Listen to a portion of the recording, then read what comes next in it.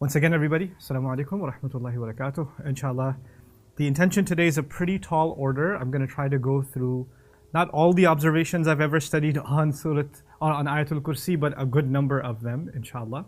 And because we have a tall order, I'm not going to spend a lot of time on introduction. I want to get right into the material.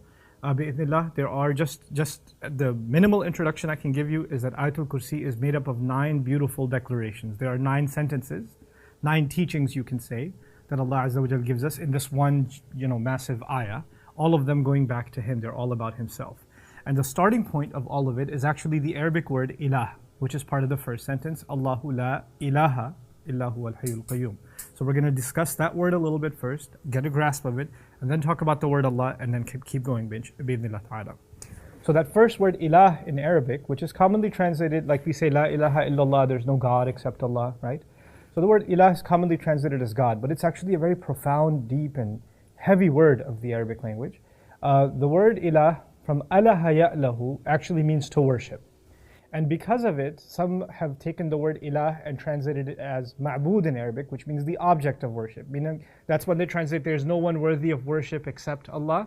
That's what it comes from when they look at it as alaha ya'lahu ilahan. But there is a subtle difference between them. In the Arabic language, when you say ma'bud, you're saying someone who deserves to be worshipped, or someone that is worshipped. When you say ilah, it's what's called an infinitive, a masdar, which means worship itself. And the equivalent of that from the same origin would have been the word ma'lu, the one to be worshipped. But instead of saying ma'lu, Allah says ilah. Now what does that do?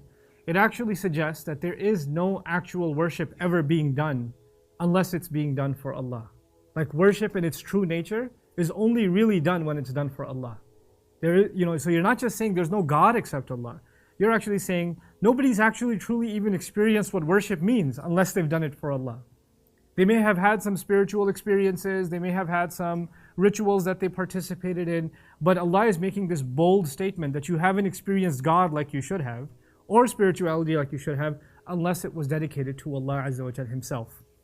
The second meaning of ilah comes from aliha ila fulanin, and that actually in the Arabic language means to find peace in someone, to find contentment in someone, to turn to someone when you're sad or overwhelmed. That's why it's paralleled with faza'a ila fulanin, awuli'a bi fulanin, to be desperate for someone also. The word ilah actually means you're not going to find any peace anywhere except with Allah. You're not going to find contentment anywhere else except Allah. There's no one to run to or turn to in desperation except Allah.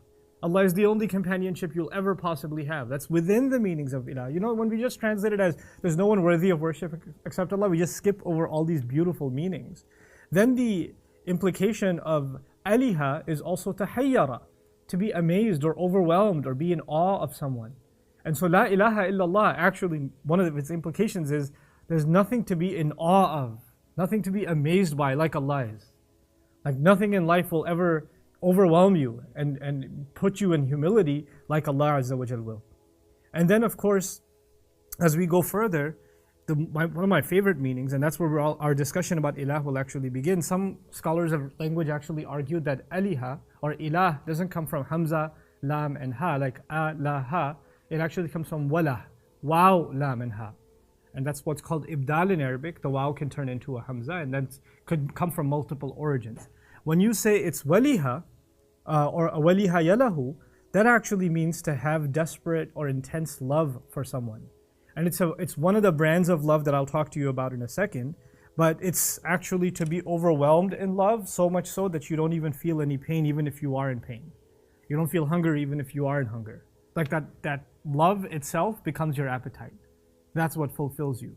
So with that little bit of an introduction of what the word ilah suggests, Allah is not introducing Himself when He calls Himself ilah as just a God. That's one of the base meanings of it. But He's someone that you turn to in desperation, someone that you have intense love for, someone that you turn to when you're looking for peace and contentment, someone that in your most desperate of times is going to be there for you, and of course the incredible object of your love. Now the Arabs, back in the day, they were really obsessed with this idea of love. And they had lots of words for it. Actually, I'll give you a list. Al-hawa, al-sabwa, al-shaghaf, al-wajd, al-kalaf, al-ishq, al-najwa, al-shawq, al-wasab, al-istikana, al-wud, al-khulla, al-gharam, al-hub, al-wala, al-hiyam.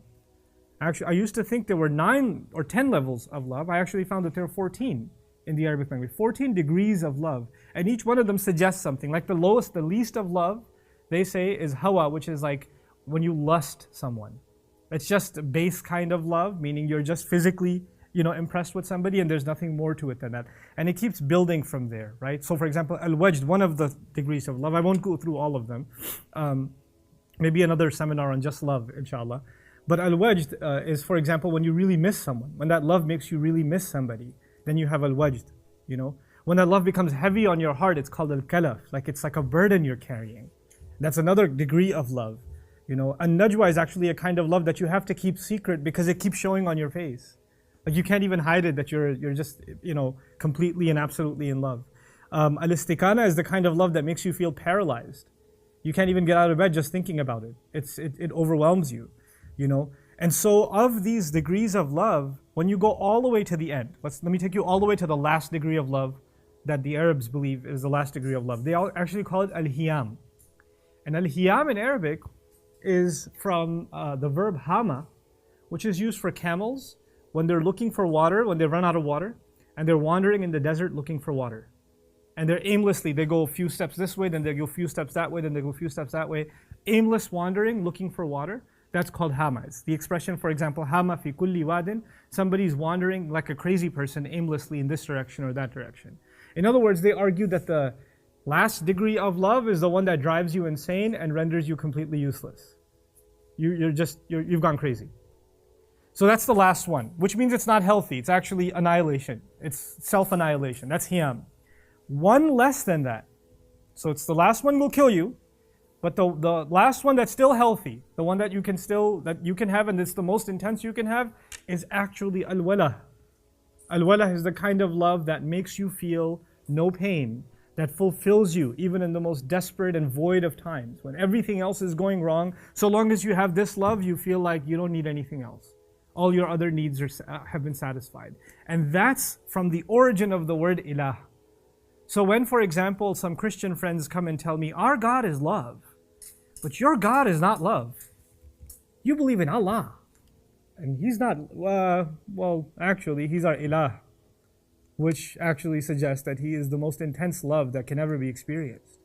Then it just changes your perspective on فَسَيَكْفِيكَهُمُ Allah will be enough for you. Allah will be enough for you. Like Allah in the sense of even the love that is going to fulfill your life will be enough for you. So it begins with, just summarizing, it begins with the object of worship and it goes on to all these other things. But now, Ayat al-Kursi does not begin with La ilaha illallah. It begins Allahu La ilaha illa huwa. It's a different organization a little bit. There's an additional word even if you don't know the Arabic language. There's the word Allah in the beginning, and then there's the word huwa at the end again. You could just make this shorter and just say La ilaha illallah, right? But Allah put the word Allah as the subject of this sentence, the mubtada of this sentence, and then the khabar of it is a sentence by itself. Let's understand why that happens. If you remember, a few minutes ago I told you that this ayah is made up of 9 declarations. And each one of them is actually a continuation of the word Allah. So the word Allah, there are 9 sentences in the ayah. And I want you to think, let's think about this in English for a second. For each of those 9 sentences, the first word in that sentence is the word Allah, even if you don't say it. Allahu la ilaha illa huwa al-hayyul qayyum. Allahu la ta'khudhuhu sinatun wa la nawm. Allahu lahu ma fis samawati wa ma fil ard. It's like that. For each one of those statements, you first think of the word Allah and then that statement. Then the word Allah and then that statement. Then the word Allah and then that statement. So Allah becomes the subject of all 9 of the declarations that are coming. So we're going to put, and that's the benefit of putting the word Allah in the beginning like that, is that's what it does. It actually allows us to think of each one of those as a continuation, like as if here are the 9 things you need to know about Allah. Allah, so and so and such and such and such. And Allah, such and such and such. Allah, such and such and such. It's really beautiful that Allah did that, subhanahu wa ta'ala. Okay? And so now, and what's amazing about that also is notice Allah, there is no one worthy of worship, obedience, love, to find contentment and peace in except He. That's the word ilah, right? But notice in that sentence when I tried to translate it, I said except He. I used the pronoun He. For each one of these 9 sentences, the pronoun that goes back to Allah will keep coming up. Meaning the style, the signature of Allah in these 9 sentences is, they start with the word Allah, and somehow or the other they mention Allah as a pronoun again. Allah, that's who He is. لا تأخذه سنة ولا نوم له ما في السماوات وما في الأرض من ذا الذي يشفع عنده إلا بإذنه يعلم, has the word huwa in it, ما بين أيديهم وما خلفهم ولا يحيطون بشيء من علمه إلا بما شاء وسع كرسيه, the who again, السماوات والأرض ولا يؤوده حفظهما وهو العلي العظيم. Subhanallah, every one of them goes back to Allah. يعود إلى الله عز وجل, keeps going back, keeps going back, keeps going back. And the thing is, in Arabic they say الضمير يعود إلى الأقرب.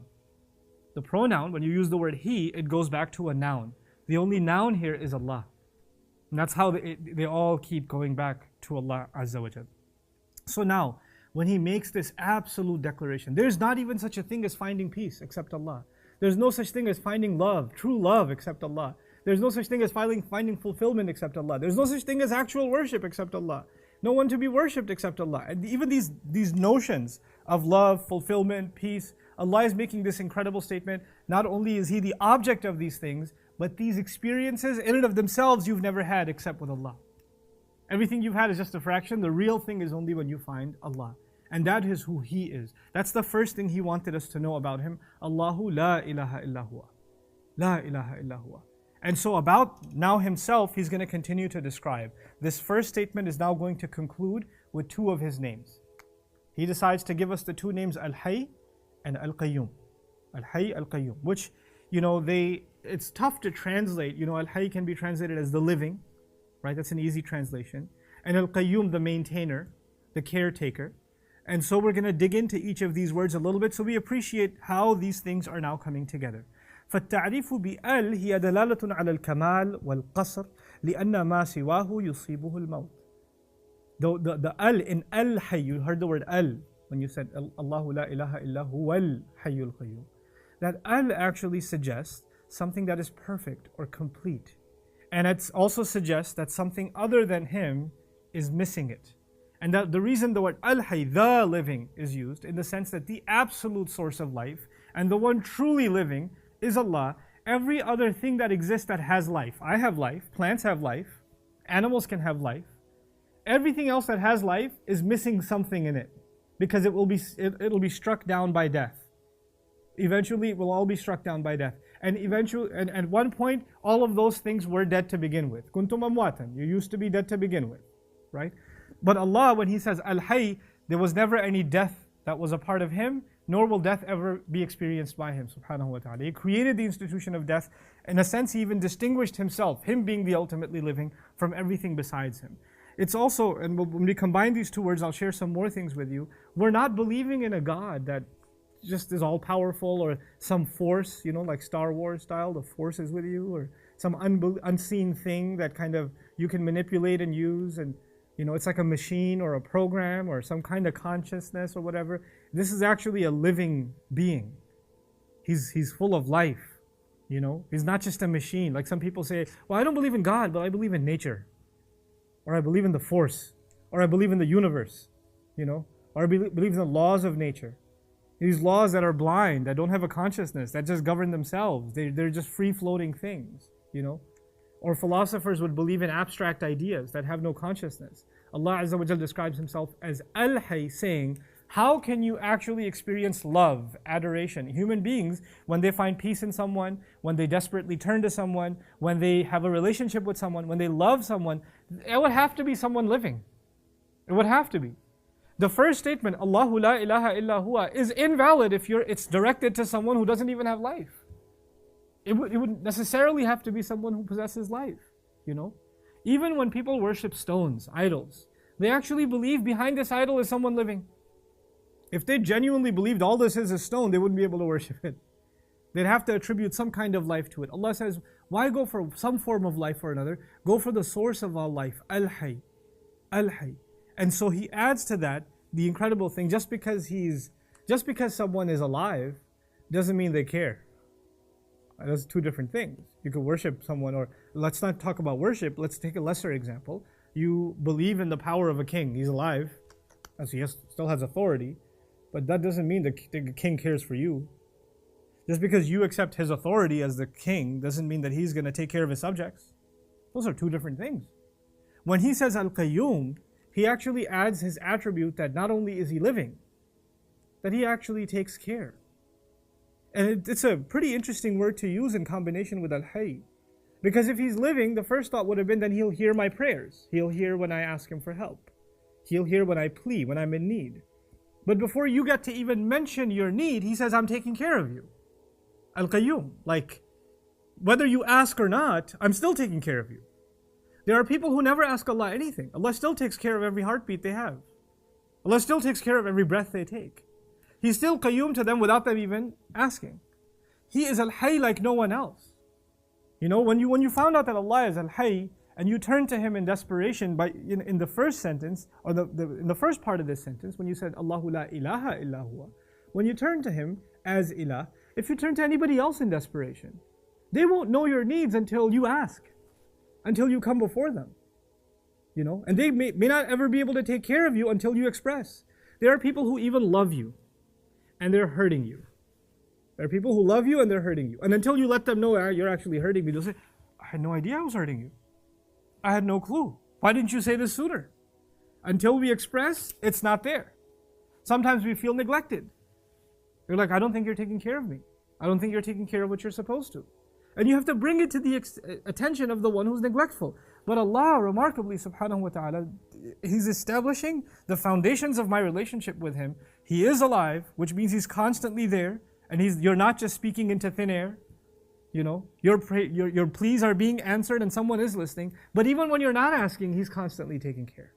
So now let's dig into this word, Al-Qayyum. صيغة المبالغة على وزن غير مشهور ومن معاني الكلمة القائم في تدبير أمر خلقه في إنشائهم وتدبيرهم. It's actually a hyperbolized form of the word. قائم is maintainer. قائم is maintainer. Someone who maintains repeatedly is qawwam, like الرجال قوامون على النساء. The word qawwam. But qayyum is actually fay'ul, which is very rare use of the Arabic language. You know, making some words spell like this, qayyum like that, it's not a normal thing in Arabic to do. So it's a mubalagha, it is a hyperbole, but it's not a usual one. And that's Allah's way of telling us that Allah is taking care in a way that is unusual, unprecedented.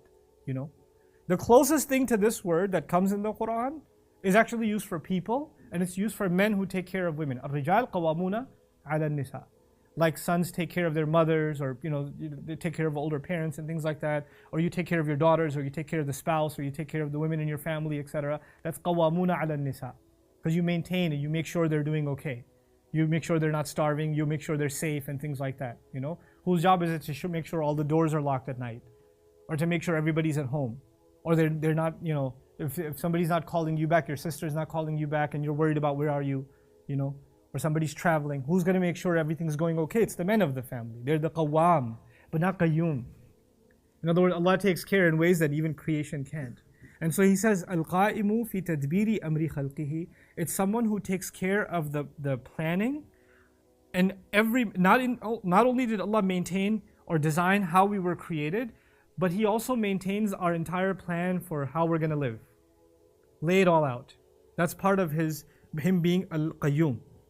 Al-Qa'imu ala kulli shay also means the one overseeing everything. Al-Qayyum, you know, extremely vigilantly overlooking everything constantly. You know, it reminds me of a phrase in Arabic. It's used in Ali Imran for when somebody owes somebody money, right? Somebody owes somebody money and they're not paying them back. And the guy who wants his money back keeps calling, shows up at the door. He's like harassing the guy, إِلَّا مَا دُمْتَ عَلَيْهِ قَائِمًا. Until you stand constantly over him, just standing over him like, hey, come on.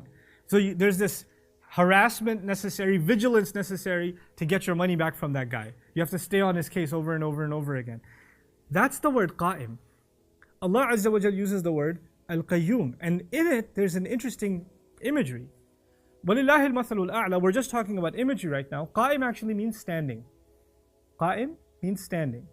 When someone's standing over something and watching something or taking care of something, and when someone's sitting down and taking care of something, there's a difference.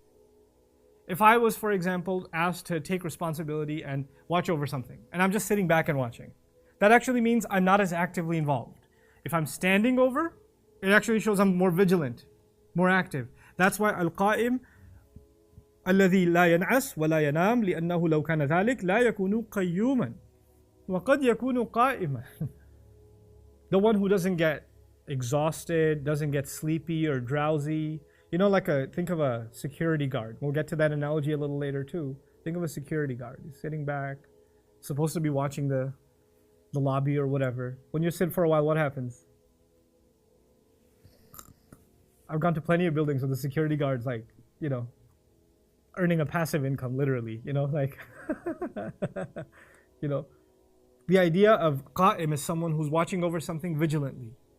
But even when someone's standing, is it possible someone's standing and still dozing off? Does that happen? Sure. That's not possible if you call someone qayyum though. Because the mubalagha keeps it from being passive, keeps it from being lackadaisical. It's like someone who really, truly watches over, diligently watches over, cares for, maintains, and does so consistently in a way that nobody else does. That's the meaning of al-qayyum. But now, if you combine these two, Allahu la ilaha illa huwa al-hayy al-qayyum. There's no point accepting someone as ilah if they're not living. I already made that point. And there's still no point accepting someone as ilah and they're living if they don't care. Like if they don't maintain or take care of you or take care of things around you, why would you even want to worship them? Like it's, you know, and they're alive but incapable, or alive or insensitive. Allah Azza wa Jal combined both, Al-Hayy, Al-Qayyum. And the other interesting thing, this statement that He's the living and He's the one who takes care. If the mushrikun were challenged by this statement, because if you have other gods that you think are alive, you have other gods that you think take care of your business, they should be so offended by this statement from Allah that He's the only one who does this, that they should stand up and they should send their own messages. They should challenge Allah. They should send their own miracles. They should convince their patrons of their own legitimacy. No one stands when Allah says Al-Hayyul Qayyum. Every false god's lack of life and every false god's inability to be Al-Qayyum becomes established just in that statement, because nobody ever comes to challenge it. So now, لا تأخذه سنة ولا نوم. We move along to the second statement. لا تأخذه سنة ولا نوم. Drowsiness doesn't grab a hold of him, neither does sleep. That's a rough translation of لا تأخذه سنة ولا نوم. السنة النعاس من غير النوم والوسنان من ليس بمستغرق في نومه. They say in Arabic, sina, which is from the Arabic origin wasan, is when you are kind of sleeping but not truly sleeping. It's kind of like some people that are listening to this right now. They're coming in and out of consciousness. That is sina. When you're totally out and the person next to you can hear you snore, that's naum. Naum is when you're inna lillahi wa inna ilayhi raji'un, you're done, you know, down for the count. But when you're still kind of nodding off a little bit, they say يأخذه غشي يأخذ الإنسان لوقت قصير. Something that, you know, kind of overtakes a person for a short period of time. You know? Like if you're driving and it's been really late night and for a second you kind of, oh, what just happened? That was actually sina. Someone's been awake and active and, you know, over caring for something, taking care of something. What's natural to happen? They get tired. Allah just described Himself as alive. Then Allah described Himself as someone who actively takes care. By the way, He doesn't even mention what He takes care of. Let me يقول القيوم على خلقه. The maintainer over all of His creation. He didn't say that. He just said the maintainer. In other words, He maintains things that you can think of. He maintains things you can't even think of. He maintains things in the seen. He maintains things in the unseen. He maintains things inside of you and outside of you. It's an unlimited number of applications when someone's taking care. Now, the thing is, the appreciation of Allah, the true appreciation of Allah, is in actually acknowledging what He does in comparison to what we're capable of doing. That's the real appreciation of Allah.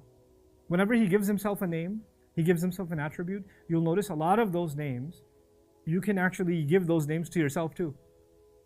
Allah is, for example, Al-Hakim, the wise. There are people that have wisdom. Allah is Alim, the knowledgeable. There are people that have knowledge. Allah, for example, is Rahim. There are people that have mercy. His names, sometimes people share those names. But when you start to imagine what people do with these attributes, how far are they able to go? And then what Allah does, then you realize how supreme Allah is above His creation. وَهُوَ الْقَاهِرُ فَوْقَ عِبَادِهِ. You know? So how far above? He makes us realize how far above His creation He is. So let's compare for a second. We're not talking about Allah now, we're talking about our own weakness. Someone's taking care of something. You're taking care of business, family, home, a sick member of the family in the hospital. You're taking care of all kinds of things. What happens eventually? You need to sleep or no? You get tired or no? Somebody says, oh, you know, my cousin's in the ER, I'm going to go. I'm going to sit right next to him. You know, no, I don't need to sit, I'll stand. You'll stand for 1 hour, 2 hours, 3. Eventually, what are you going to do? You're going to sit down. And when you're going to sit down, no, I don't need to sleep. The nurse will say, hey, you want to lie down on the couch? No, I'm fine. Eventually, no matter how badly you want to take care, you want to watch over, what's going to happen to you? Whether you like it or not, you're going to fall asleep. Allah says, لا تأخذه سنة. Even drowsiness doesn't get a hold of Him. Forget sleep. That's why sleep is mentioned second. Obviously, the first step towards sleep is drowsiness, exhaustion. That doesn't even ever touch Him. Then how can sleep? So now he's a maintainer and a caretaker that is not only willing but also capable like no one else. No one else has that capability of taking care of us the way that Allah Azza wa Jal does without exhaustion. ذكر السنة قبل النوم. I mentioned that. لم يضع لام التعريف. That's the other interesting thing. لا تأخذه سنة ولا نوم, as opposed to السنة and النوم. The al's are missing. Previously you saw الحي القيوم. Now you see them missing. In the negation, when they're missing, what that means is even the least bit of drowsiness, even the least possibility of sleep, isn't ever going to get a hold of him. The least of it is denied. This is the perfection of the language of Quran. If you say لا تأخذه السنة ولا النوم, if you put al on it, then drowsiness in the worst sense, in the absolute sense, doesn't get a hold of him. But that means in some sense it might. Or like total sleep doesn't get him. When you say total sleep doesn't get him, you might be suggesting, well, partial sleep might. So he's actually using the most minimal of the forms to let us know that there's no possibility of sina or no, meaning drowsiness or sleep. Now I want you to remember where the sentence begins. The beginning of this second sentence is not لا تأخذه سنة ولا نوم. The beginning of the sentence is the word Allah. Allah لا تأخذه سنة ولا نوم. Allah, nothing grabs a hold of Him. Allah, exclamation, no drowsiness grabs a hold of Him, nor does any sleep whatsoever. When you put Allah in the beginning like that, this is what you call فَذَلِكَ يُشِيرُ إِلَى إِثْبَاتِ غَيْرِ الْفَاعِلِ. It actually alludes to other than Allah. Allah, in fact, none of this ever happens to Him. By comparison, it will happen to all else. And that will remind you of how perfect Allah is. And that will actually remind you of the first statement. That is truly being Al-Hayy. Because everything else experiences sleep. And when they experience sleep, we know sleep is a form of what? Of death. Of death. And when you're sleeping, you can't take care of anything. You can't be Qa'im. Forget Qayyum. So Allah is proving how He is. He can only be Al-Hayyul Qayyum in the statement, لا تأخذه سنة ولا نوم. You people can't. No one else can. And so now you get to this is a little bit of an observation about the language of the Quran, but I think it's important to mention. لو قال لا تأخذه سنة ونوم. If you say drowsiness and sleep don't get a hold of him. Listen carefully to the English. Forget the Arabic for a second. Drowsiness and sleep don't catch him. When you say it like that, the word I put in between was and. Drowsiness and sleep don't catch him. You know what that does? It's problematic. It actually means when they both come together, they don't bother him. But if they come separately, they might. You see? For example, if I say, I don't like fries and ketchup. If I say that. That still means I might like fries and mustard. But anyway, some people, strange. Actually, the French have it with mayonnaise or something weird. Or they did some, I don't know what they had, but they offered me fries. And I said, I'm in France, I need to have French fries.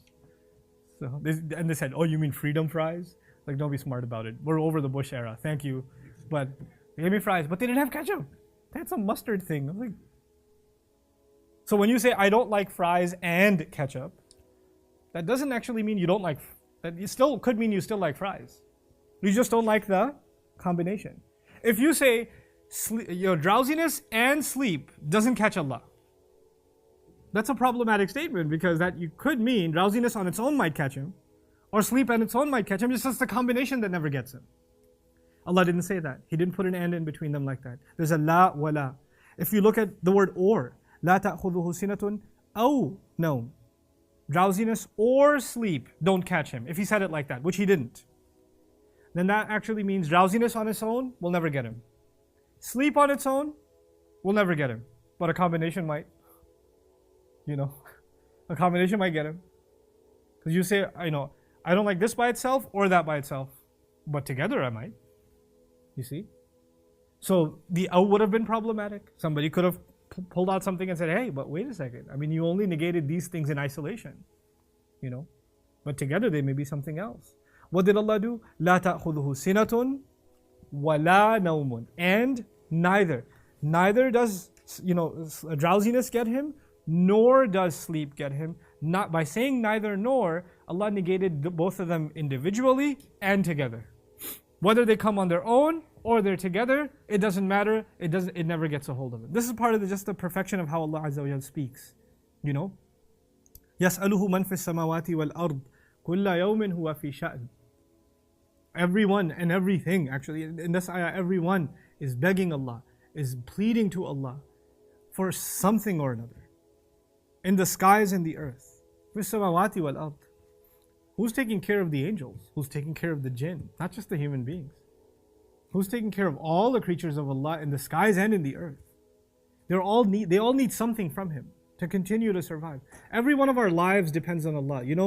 Recently I met some people whose family was on life support.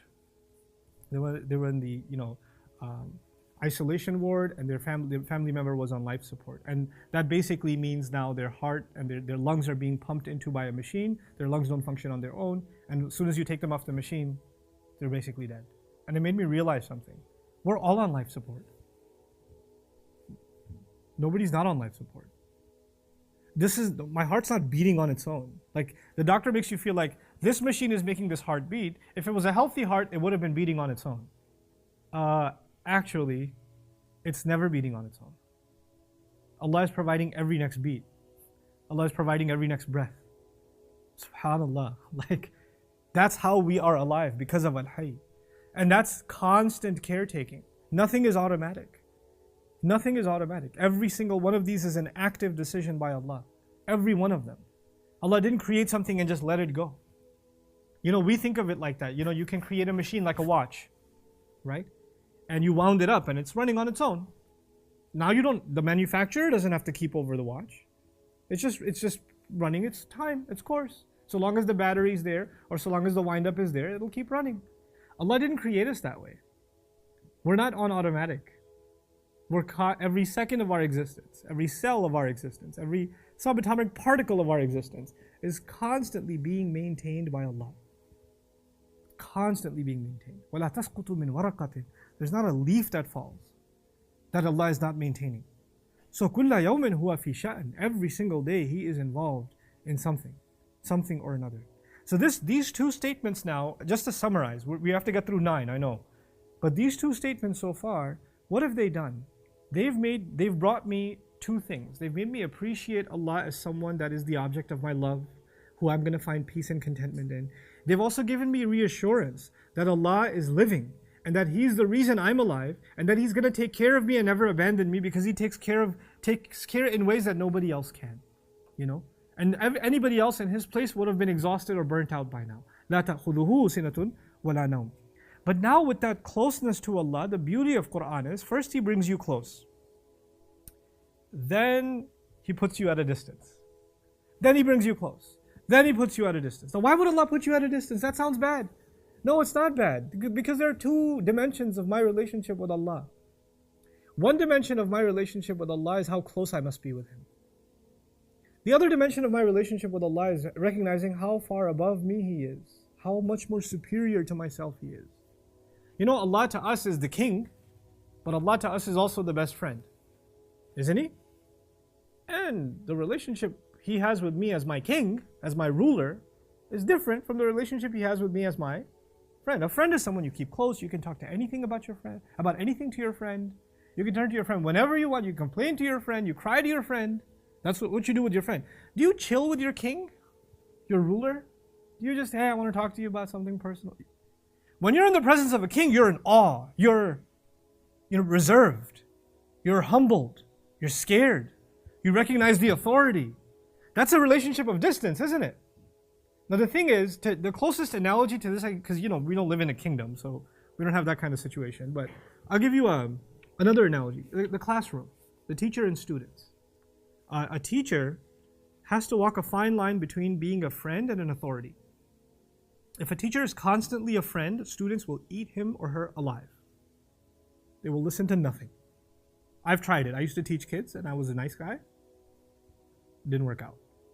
Because when all you do is make jokes, tell stories, jump on the table, and do a magic trick or something. Astaghfirullah al-azim, la hawla wa la quwwata illa billah. When you do that for a few days, and I thought, these kids are gonna love me. I'm gonna have so much fun with them. So when time comes to teach, they will listen to what I say. And I walked in. I was inexperienced as a teacher. That was my 3rd grade class. I did all kinds of crazy stuff. And they're laughing and screaming and they're clapping when I walked in. I used to get a standing ovation when I walked into class. The principal used to walk, is everything okay? I'm like, yeah, we're just having a good time. And like, have you caught up with your lessons? Yeah, this week, inshallah. Let me just break the ice with these guys. 2 days later, I say, I'm gonna start teaching them. Hey guys, open up the textbook, page 10. No, do that thing with your ear. Stand on the table again. Tell another scary story. No, guys, it's time to learn now. No. We don't want authority. We want friend. You see? If I give too much friend, what happens? I lose what? I lose authority. If I give too much authority, then the only relationship left is fear, and I lose them as a friend.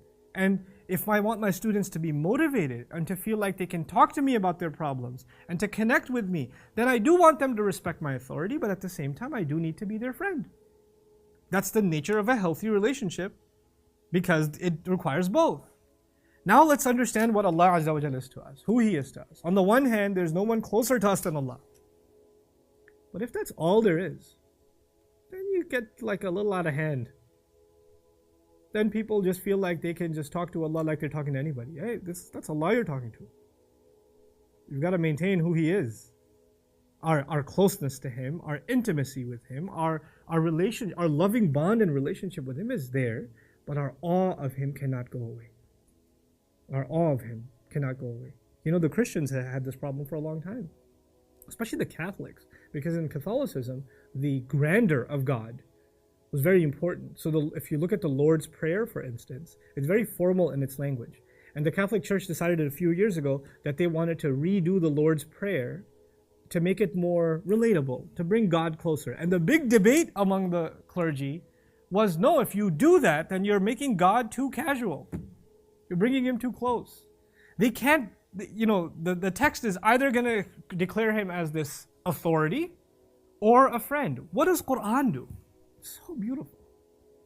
Brings you close. And before you get too chummy, listen, you're dealing with Allah.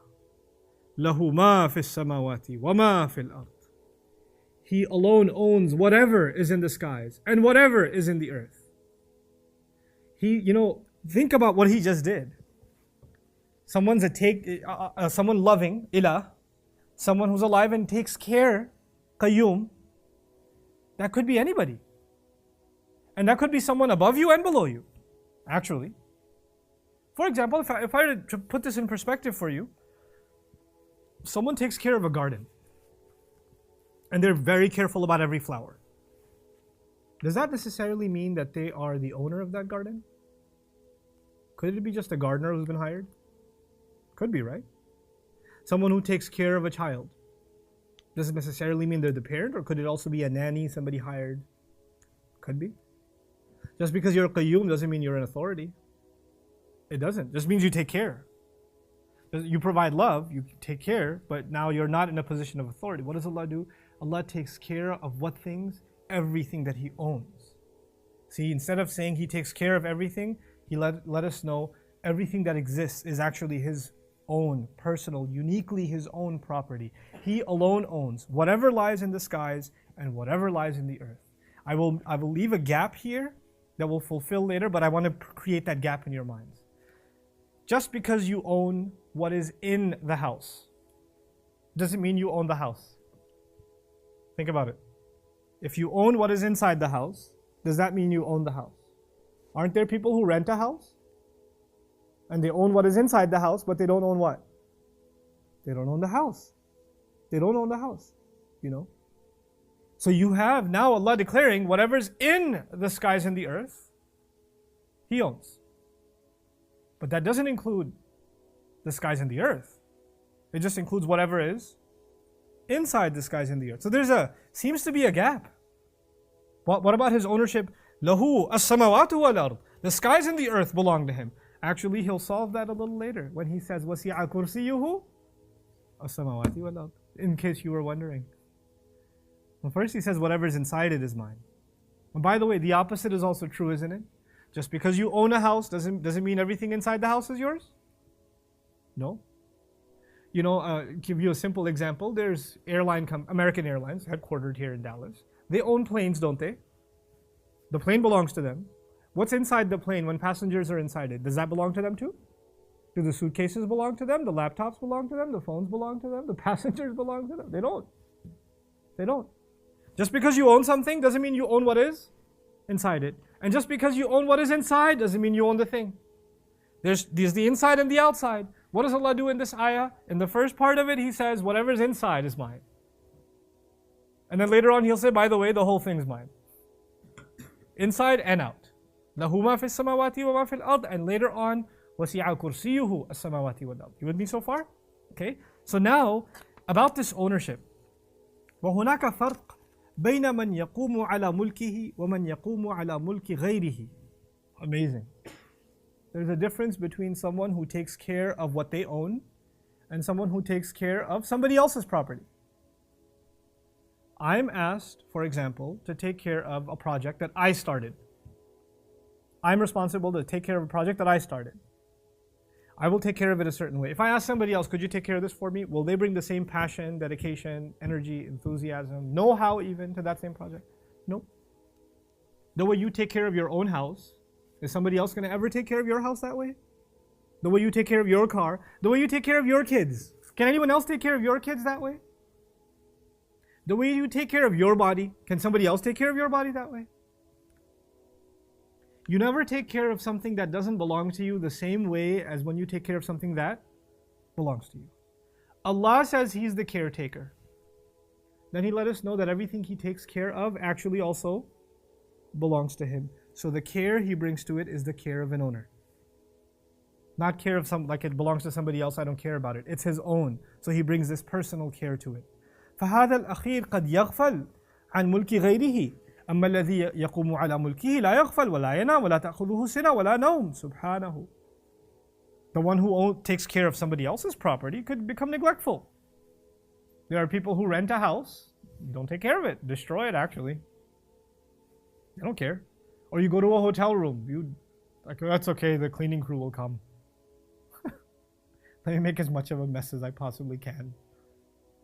You know, who cares? Blast the AC. So what if the whole thing shuts down? Or what people do with rental cars, that's the fun part, right? Let's floor this thing. You know, let's do donuts in the parking lot or something. So when you do that, it's a lack of neglect because it doesn't belong to you. But the opposite needs to be understood too. Is it true that you really care to take care of everything that you own? I mean, go inside your house. There are lots of things that you own that you don't care for.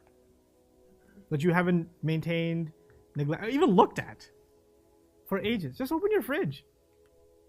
There's stuff there from the dinosaur age. Like there's, there are things you overlook. You own it, but you don't care. You don't care. Allah is letting us know He's a unique owner. Everything He owns, He cares for. And He doesn't just casually care for. Al-Qa'im, Al-Qayyum. He goes out of His way to take care of it. He goes out of His way to take care of what He owns. What happens with us, by the way, is let's just say you have two cars. One really nice car and one old car. Which one are you going to take care of? Nice one. Because I mean, it brings you more benefit, it's a nicer car, it's more expensive. What is more use to you? What is more valuable to you? What brings you more joy, benefit, will get more of your attention. And things that don't, won't. Imagine if Allah worked that way. The slaves that worship Him, take care of His requirements, do as He says, He takes care of them. And the ones who forget about Him, He says, well, you forgot about me, I'll forget about you. He's Al-Qayyum over everything that He owns in the skies and the earth. So now, this statement also, we shouldn't overlook it. Skies and earth. I want you to just think about what has been said. He owns everything in the skies and the earth. Now that we're in this day and age, we are more familiar with this phrase than perhaps ever in history. We know now how insignificant this planet is in comparison to the universe. We don't even amount to a speck in comparison to what Allah calls the skies. If Allah just said the skies or the universe, the earth is included. The earth is included. But He goes out of His way to highlight of all this infinite vast space that He maintains and takes care of, that He owns entirely. And He owns every planet, every galaxy, every star, every black hole, all of it He owns. But then He goes out of His way to say, and I particularly own everything on the earth. He didn't highlight the moon, the sun, He didn't highlight any, He highlighted the earth. And the reason He highlighted the earth is because this relationship began with love. Allahu la ilaha illa huwa. Allah is now letting us know that He has expressed a special form of His care and His love. And He's brought life onto this earth like He brought nowhere else. And He brought attention to this earth like He brought nowhere else. He maintains the entire sky and especially the earth, I would argue.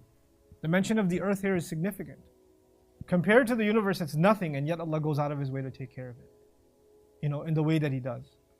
Now, just about perspective. Actually, no, hold on to the thought on perspective. We'll get to that when we get to the Kursi of Allah. There's lots to go through here. مَنْ ذَا الَّذِي يَشْفَعُ عِنْدَهُ إِلَّا بِإِذْنِهِ. Who is going to be the one? I'll give a bad translation first. Who's going to be the one who will intercede or make a case before Him except by His permission? Who's going to come? Let me put that in simple English now. Who's going to come in front of Allah? Who out there, who dare come in front of Allah and say, Ya Allah, I wanna speak on behalf of this one who's in trouble. Could you go easy on him, please? Because he's with me. Who's going to speak like this before Allah and speak on your behalf except by His own permission, unless He gives the permission? This is a statement about the next life. Nobody needs shafa'ah in this life. This idea of speaking on somebody else's behalf, getting them out of trouble. When will humanity be in trouble? When we're standing in front of Allah. When Judgment Day begins. So this switch has happened now. We've gone on from this life to the next life. And I need you to first understand the benefit of this switch. Why this time travel has happened. That is the day when everybody will truly realize what it means, what La ilaha illa huwa means. Allahu la ilaha illa huwa. Today there are people who doubt it. There are people who don't believe in it. On that day, no doubt will be left. Everybody who stands on that day will accept wholeheartedly Allahu la ilaha illa huwa. That day they will realize how much Allah is Al-Hayy, because they will all have tasted death. كُلُّ نَفْسٍ ذَائِقَةُ الْمَوْتِ وَمَا جَعَلْنَا لِبَشَرٍ مِّن قَبْلِكَ الْخُلْدَ أَفَإِن مِّتَّ فَهُمْ خَالِدُونَ.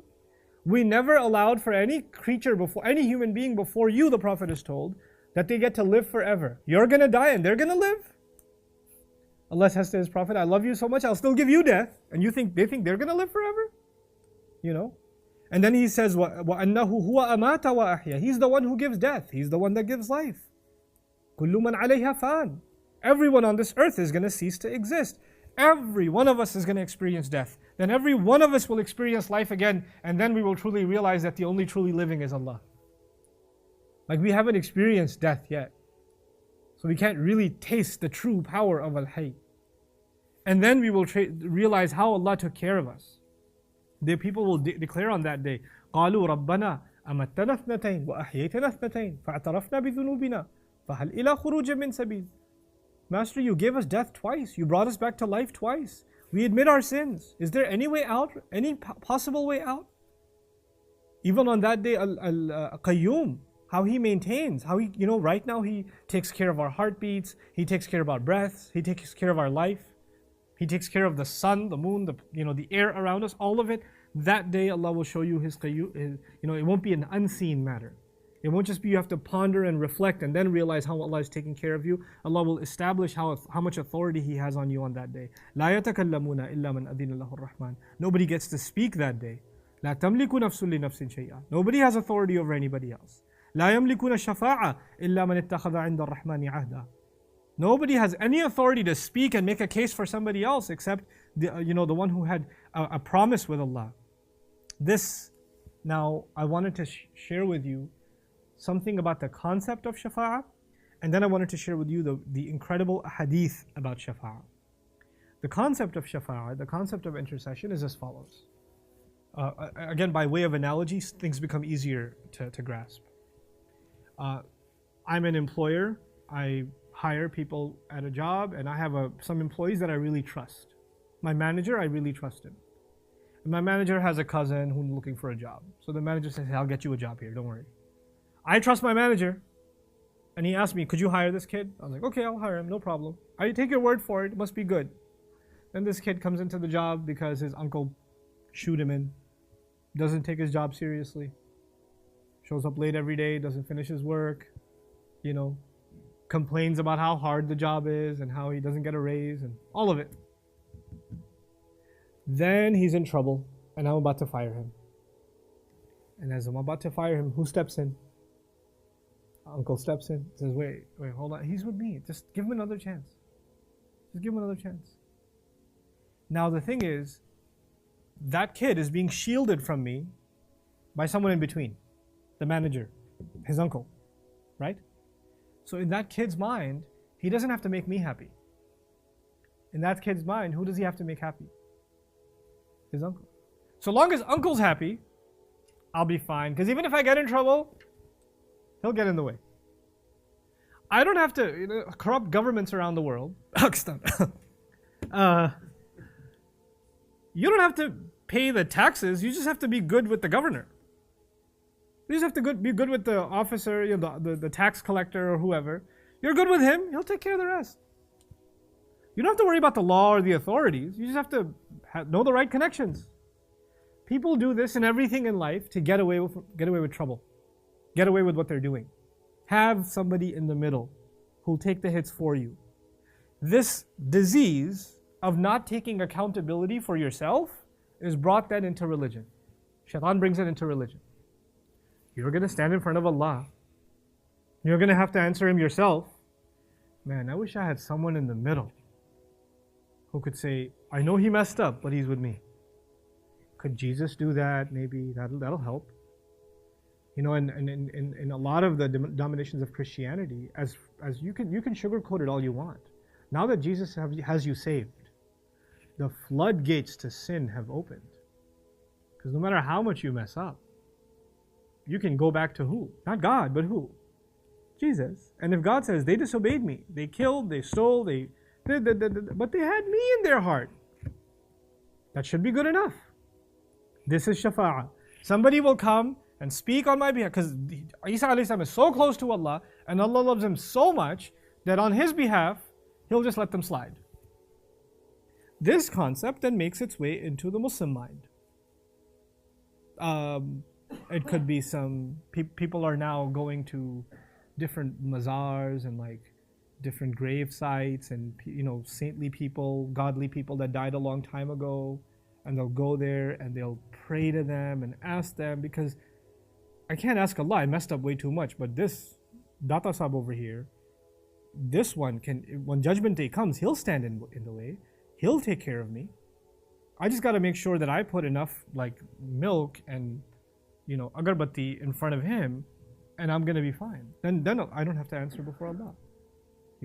It's a way out of standing in front of Allah. These are the same. They're not. And if you say, oh, they're doing shirk, astaghfirullah, they're doing shirk, that's haram. You only ask Allah. You don't understand the problem. That's not the problem. Their problem isn't that this is shirk. Their problem is they don't want to answer to Allah's authority. Allah declared something haram. Allah declared something wrong. They want to do it. And they want to do it, and they don't want to deal with God. They don't want to deal with Allah. So they put these people in between so they don't have to deal with Allah. That's what, this is a sick psychology of getting away with your crimes. That's what that is. Allah declares, who dares to speak in front of me? Man dhalladhi. Allah didn't say nobody will speak in front of me. That's negation. But this is akhrajahu makhraj al-istifham al-inkari li'annahu aqwa min al-nafi. This is a form of who's going to speak? Huh? Who wants to make excuses? Like this is like Allah threatening and challenging. Notice, we started with love. But our God is not all love. There's authority too. And with authority comes questioning. So when He owns the skies and the earth, now His authority is established. And now the transition happens in the ayah perfectly into His authority. Let's see who will speak. Let's have your shufa'a. You know, هَؤُلَاءِ شُفَعَاؤُنَا عِنْدَ اللَّهِ. These are the people that are going to speak on our behalf in front of Allah. Mandha, the word mandha, ihtimalan, kama yadhkur أهل النحو. There's two possibilities of the word mandha, like man dhalladhi. فقد تكون كلمة واحدة بمعنى من استفهامية لكن من ذا أقوى من من. من ذا could be one word, which actually means who dare. There's a who will speak and who will speak. This is the second one. That's when you add a dha. The other could be man dha. The dha is ismul ishara, which means who. Anyone? Like Allah is looking for someone to point at. Who do you want to point at? From dhalika or from hadha, that dha. كما قال من هذا. So now I want to share with you two narrations that are just so powerful. The Prophet ﷺ describing that day and the shafa'ah. Because Allah says, إِلَّا بِإِذْنِ, except by His permission. Except by Allah's permission. Nobody gets to speak. Even Quran says, لا يتكلمون, they're not going to be talking, إِلَّا مَنْ أَذِنَ لَهُ الرَّحْمَنِ, except someone who Ar-Rahman has given permission to. Who is that one that Ar-Rahman has given permission to when no one on human, of all of the sea of humanity gets to speak? He says, أَنَا سَيِّدُ النَّاسِ يَوْمَ الْقِيَامَةِ. The Prophet says, I am the leader of all humanity on the day of resurrection. وَهَلْ تَدْرُونَ مِمَّا ذَلِكَ? And do you have any clue what that's going to be like? يَجْمَعُ اللَّهُ النَّاسَ الْأَوَّلِينَ وَالْآخِرِينَ فِي صَعِيدٍ وَاحِدٍ. Allah will be gathering the first and the last, the earliest, the most historical of human beings, and the most recent of all human beings, all together in one large barren field. يُسْمِعُهُمُ الدَّاعِي وَيَنْفُذُهُمُ الْبَصَرِ. And then a caller will actually be speaking to them, and their eyes will be petrified. وَتَدْنُ الشَّمْسِ, and the sun will be brought near. فَيَبْلُغُ النَّاسِ مِنَ الْغَمِّ وَالْكَرَبِ. And as the sun is brought lower and lower, it will reach people, and it will disturb them, and it will overwhelm them. مَا لَا يُطِيقُونَ وَيَحْتَمِلُونَ, in a way that they cannot bear. They just can't handle it. فَيَقُولُ النَّاسِ, people will say, أَلَا تَرَوْنَ مَا قَدْ بَلَغَكُمْ, aren't you seeing what's reached you? أَلَا تَنْظُرُونَ مَنْ يَشْفَعْ لَكُمْ إِلَىٰ رَبِّكُمْ. Can you not find anybody to look at? Who can we look at? Who can we find that will speak on our behalf to your master? فَيَقُولُ بَعْضُ النَّاسِ لِبَعْضٍ. So people, some of them will say to others, عَلَيْكُمْ بِآدَمٍ. Go run to Adam, our dad. Because he's the first one Allah created. Allah loves him so much. And He didn't even create him for earth. He made him in Jannah. Let's go to him. فَيَأْتُونَ آدَمْ عَلَيْهِ السَّلَامِ. So they'll come to Adam alayhi salam. فَيَقُولُونَ أَنْتَ أَبُو الْبَشَرِ. They'll say to him, you are the father of all humanity. خَلَقَكَ اللَّهُ بِيَدِهِ. Allah made you with His own hand. وَنَفَخَ فِيكَ مِنْ رُوحِهِ. And He blew into him of His ruh. وَأَمَرَ الْمَلَائِكَ فَسَجَدُوا لَكَ. And he commanded the angels, and they all bowed down because of you. إِشْفَعْ لَنَا إِلَىٰ رَبِّكَ. Could you please speak to Allah for us? You're our dad. Just put in a good word. أَلَا تَرَى إِلَى مَا نَحْنُ فِيهِ. Don't you see what kind of trouble we're in? Don't you see where we're headed? The sun keeps getting closer and closer. أَلَا تَرَى إِلَى مَا قَدْ بَلَغَنَا. Don't you see what's already reached us? فَيَقُولُ آدَمُ. Adam alayhi salam speaks, إِنَّ رَبِّي قَدْ غَضِبَ الْيَوْمِ غَضَبًا. My master today, he's already angry today, like in a way, لَمْ يَغْضَبْ قَبْلَهُ. In a way that he's never been before. مِثْلَهُ, nothing like it. Allah has never been angry like this day ever before. وَلَنْ يَغْضَبْ بَعْدَهُ مِثْلَهُ. And He will never ever after this be angry like this ever again. وَإِنَّهُ قَدْ نَهَانِي عَنِ الشَّجَرَةِ فَعَصَيْتُهُ. He had told me a long time ago to stay away from the tree, and I disobeyed Him. Nafsi, nafsi, nafsi. All I can think of is myself, myself, myself. Idhabu ila ghayri. Go somewhere else. Don't talk to me. Don't tell me to speak to Allah. I don't care about you. I only care about who right now? Myself. I'm in trouble for the tree. Myself, myself, myself. You hear me? Go talk to somebody else. Idhabu ila Nuh. Go to Nuh. فَيَأْتُونَ نُوحًا. So they'll go to Nuh alayhi salam. فَيَقُولُونَ يَا Nuh. They're going to speak to Nuh and say, Nuh, إِنَّكَ أَنْتَ أَوَّلُ الرُّسُلِ إِلَىٰ أَهْلِ الْأَرْضِ. You are the first of the great messengers sent to the people of the earth. وَقَدْ سَمَّاكَ اللَّهُ عَبْدًا شَكُورًا. And Allah called you an extremely grateful servant. Allah praised you in the Quran. إِشْفَعْ لَنَا إِلَىٰ رَبِّكَ. Could you please speak to our master for you? Speak to him. Speak to your master for us. أَلَا تَرَى إِلَىٰ مَا نَحْنُ فِيهِ. Don't you see the situation we're in? فَيَقُولُ إِنَّ رَبِّي عَزَّ وَجَلْ قَدْ غَضِبَ الْيَوْمِ. He says, my master today, I tell you, there's no doubt, he is angry today with a kind of anger, لَمْ يَغْضَبْ قَبْلَهُ مِثْلَهُ وَلَنْ يَغْضَبَ بَعْدَهُ مِثْلَهُ. That he's never been like this angry before, and he will never be this angry ever after. وَإِنَّهُ قَدْ كَانَتْ لِي دَعْوَةٌ دَعَوْتُهَا عَلَى قَوْمِي. 950 years I preached. This one time I prayed against my people. Couldn't take it anymore. إِنَّهُمْ, Allah says, in Surah Nuh, He describes about them. Don't leave anyone on this earth. None of the disbelievers. إِنَّكَ إِن تَذَرْهُمْ. If you were to leave them, if you spare them, they will actually disobey you. وَلَنْ يَلِدُوا إِلَّا فَاجِرًا كَفَّارًا. يُضِلُّ عِبَادَكَ وَلَنْ يَلِدُوا إِلَّا فَاجِرًا كَفَّارًا. They will misguide your slaves. And they will not give birth to anyone except who's disbelieving themselves and a sinner themselves. These people have no hope. I've seen many generations of them come up. They're hopeless. Ya Allah, don't spare any of them. Yeah, I remember that one time I made that one dua against my nation.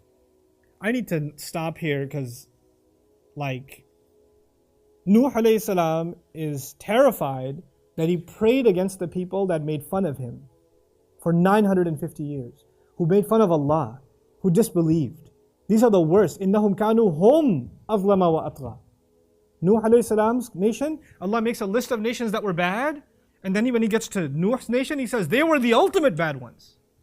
Like ain't nobody bad like them. That's what He says in the Quran. And Nuh alayhi salam prayed against them how many times? Once. And he's horrified. What do Muslims do today about nations we don't like? In Taraweeh, you pray against nations. Ya Allah, destroy these, destroy those. Like Dammir Amrika, Asqit Ta'iratihim. Destroy America, down their planes. I've heard these in prayers. I'm like, do you not know what Nuh alayhi salam said? You think anybody today is worse than the nation of Nuh alayhi salam? He's worried. He made dua against them how many times? Once. Watch it. Don't make dua against nations. Make dua for relief. Make dua for justice. Make dua that Allah gives, brings Muslims peace. But not like what we've done is, it's so far from our deen. Then he says, nafsi, nafsi, nafsi, myself, myself, myself. I don't care about anybody else. Idhabu ila ghayri. Go somewhere, go talk to somebody else. Idhabu ila Ibrahim. Go to Ibrahim alayhi salam. Fayatuna Ibrahim. So they come to Ibrahim. Humanity comes to Ibrahim. Ya, the sun is getting closer. Please help. So they go to Ibrahim alayhi salam. فَيَقُولُونَ Ya Ibrahim, Anta Nabiyullah. Ibrahim, you are the Prophet of God. By the way, when you read this hadith, they go to Adam, they go to Nuh, they go to Ibrahim. You think they're like standing next to each other? They're like, oh, move on to next stall. Move on to next stall. Next, please. You think that's what's happening? How many people are standing? The entire sea of humanity is standing together. All of them. When there's a couple of hundred people, I have to find one person. Is that easy? Humanity is searching, and they find Ibrahim. They find Nuh. He says, no, you need to go find Ibrahim. Then they're desperately looking. Where's Ibrahim? Where's Ibrahim? And is anybody going to even speak? This is before, by the way, this is before the no speaking starts. This is the first desperation. And so everybody's in chaos and they're looking for Ibrahim alayhi salam. And they find him, Anta Nabiyullah, you are the Prophet of God, wa Khaliluhu, and his dear friend. min ahli al-ard, from among the people of the earth, Allah called you His friend. Ishfa' lana ila rabbika ala tara ila ma nahnu fihi. Make a case for us. Speak on our behalf to your master. Don't you see the situation we're in? فَيَقُولُ لَهُمْ إِنَّ رَبِّي قَدْ غَضِبَ الْيَوْمِ غَضَبًا لَمْ يَغْضَبْ قَبْلَهُ مِثْلَهُ. My master today has a kind of anger that he's never shown before. وَلَنْ يَغْضَبَ بَعْدَهُ مِثْلَهُ. And he's never going to show this kind of anger ever again. وَإِنِّي قَدْ كُنْتُ كَذَبْتُ ثَلَاثَ كَذِبَاتٍ. I lied 3 times. To make a point, even though this was Allah prescribing to him that he should do this, he feels bad. He said about the sun, this must be God. The moon, this must be God. The stars, this must be God. And he was doing it to demonstrate the stupidity of shirk. But he says, but I still said it, didn't I? I can't stand in front of Allah. I can't go to speak on anybody else's behalf. Nafsi, nafsi, nafsi. I'm not even going to translate that anymore. Basically, that's the most powerful way of saying, I don't care. Go somewhere else. Idhabu ila ghayri. Idhabu ila Musa. Go somewhere else. Go to who? Musa alayhi salam. فَيَأْتُونَ مُوسَى فَيَقُولُونَ يَا مُوسَى أَنْتَ رَسُولُ اللَّهِ فَضَّلَكَ اللَّهُ بِرِسَالَتِهِ وَبِكَلَامِهِ عَلَى النَّاسِ. Musa, you are the messenger of Allah. Allah gave you such a great preference by His message, the Torah, to you. And He spoke to you directly over all other people. He chose to speak to you. كَلَّمَ اللَّهُ مُوسَى تَكْلِيمًا إِشْفَعْ لَنَا إِلَى رَبِّكَ لَا تَرَى إِلَى مَا نَحْنُ فِيهِ. Make a case, please. Don't you see what the situation we're in? Same exact answer. إِنَّ رَبِّي قَدْ غَضِبَ الْيَوْمِ غَضَبًا لَمْ يَغْضَبْ قَبْلَهُ مِثْلَهُ وَلَنْ يَغْضَبَ بَعْدَهُ مِثْلَهُ. My master is angry today like he's never been and like he will never be. وَإِنِّي قَدْ قَتَلْتُ نَفْسًا لَمْ أُمَرْ بِقَتْلِهَا. And I have previously killed someone I wasn't allowed to. Nafsi, nafsi, nafsi. Remember when you punched someone? Don't bother me. It's all about me right now. اذهبوا إلى غيري اذهبوا إلى عيسى بن مريم. Go away. Go to Isa, the son of Maryam. Jesus, the son of Mary. فَيَأْتُونَ عِيسَى. They come to Isa. فَيَقُولُونَ يَا عِيسَى أَنْتَ رَسُولُ اللَّهِ وَكَلِمَتُهُ. Isa, you are the messenger of Allah and you are His word. Allah calls Isa alayhi salam His word. وَكَلِمَةٌ مِّنْهُ. أَلْقَاهَا إِلَى مَرْيَمَ. The word that Allah had dropped onto Maryam. وَرُوحٌ مِّنْهُ. And you are a spirit from Allah. وَكَلَّمْتَ النَّاسَ فِي الْمَهْدِ صَبِيًّا. You spoke to people even as a baby. إِشْفَعْ لَنَا إِلَى رَبِّكَ. You please make a case to our master on our behalf. أَلَا تَرَى إِلَى مَا نَحْنُ فِيهِ. Don't you see what situation we're in? فَيَقُولُ عِيسَى إِنَّ رَبِّي قَدْ غَضِبَ الْيَوْمِ غَضَبًا لَمْ يَغْضَبْ قَبْلَهُ مِثْلَهُ قَطْ وَلَنْ يَغْضَبَ بَعْدَهُ مِثْلَهُ. Same answer. Allah is angry today like He's never been and like He will never be. وَلَمْ يَذْكُرْ ذَنْبًا. Really interesting. He didn't mention any sin. Everybody else said, nafsi, nafsi, nafsi, after admitting a sin. Isa alayhi salam didn't mention any sin. But it's really cool that Isa alayhi salam didn't mention any sin. Isa alayhi salam's, the thing that scares him the most, what scares him the most, is not what happened on the earth. What scares him the most is what's going to happen on the Day of Judgment. Because so many people will think that who's going to speak? Isa will speak. And Allah is angry at those who falsely thought Isa is His son who speaks on that day. He doesn't want to touch that. He doesn't even bring up anything else. He just says, nafsi, nafsi, nafsi. I'm just worried about myself. I'm not worried about any of you. It's myself, myself, myself. اذهبوا إلى غيري اذهبوا إلى محمد صلى الله عليه وسلم. Go somewhere else. Go to Muhammad. فَيَأْتُونَ مُحَمَّدًا. They come to Muhammad Rasulullah sallallahu alaihi wasallam. Ya Muhammad anta Rasulullah wa khatimul anbiya. You, Muhammad, are the messenger of Allah, the seal of all the prophets, the conclusion of all the prophets. وَقَدْ غَفَرَ اللَّهُ لَكَ مَا تَقَدَّمَ مِنْ ذَنْبِكَ وَمَا تَأَخَّرَ. And Allah has forgiven all of any mistake you even would have made, what happened before, what came after. إِشْفَعْ لَنَا إِلَى رَبِّكَ أَلَا تَرَى إِلَى مَا نَحْنُ فِيهِ. Could you please intercede on our behalf? Don't you see the situation we're in? فَأَنْطَلِقُوا فَآتِي تَحْتَ الْعَرْشِ. I will march forward and I will come right under the arsh of Allah, the grand throne of Allah. فَأَقَعُ سَاجِدًا لِرَبِّي عَزَّ وَجَلَّ. And I will fall into sajda before my master, the owner of all glory and the owner of all authority. ثُمَّ يَفْتَحُ اللَّهُ عَلَيَّ مِن مَحَامِدِهِ وَحُسْنِ الثَّنَاءِ عَلَيْهِ شَيْئًا. Then Allah will open up to me. In other words, Allah will inspire me with a way of praising Him and a beautiful way of describing Him that has never been given to anybody before. Allah will give him new revelation that day. a way of praising Him that has never been revealed ever before. لَمْ يَفْتَحْهُ عَلَى أَحَدٍ قَبْلِي. It has never been opened up. That secret has never been opened up to anyone other than me before. ثُمَّ يُقَالْ يَا مُحَمَّدْ ارْفَعْ رَأْسَكَ. Then it will be said, Muhammad, raise your head. سَلْ تُعْطَى. Ask, you'll be given. Ask and you will be given.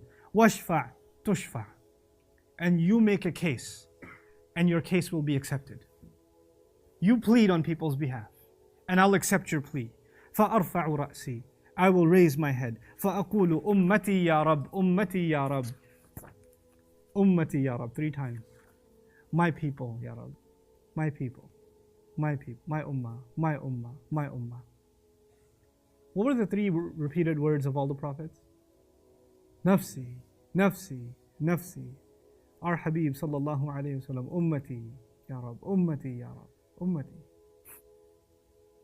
فيقال يا محمد أدخل من أمتك من لا حساب عليهم من الباب الأيمن من أبواب الجنة. Muhammad, you allow the pass for the entry of you from among your nation those who have no hisab on them, no accounting on them, from the most right door of the doors of Jannah. وهم شركاء الناس فيما سوى ذلك من الأبواب. And they will become one with the people who are from other doors, meaning the farthest door, the last door of Jannah. Even those, I'll let your people in, from your people. فقال والذي نفسي بيده إنما بين المصراعين من مصاريع الجنة كما بين مكة وحمير أو كما بين مكة وبصرة. And he says one door to the next is like this distance of like 2 different cities, Makkah and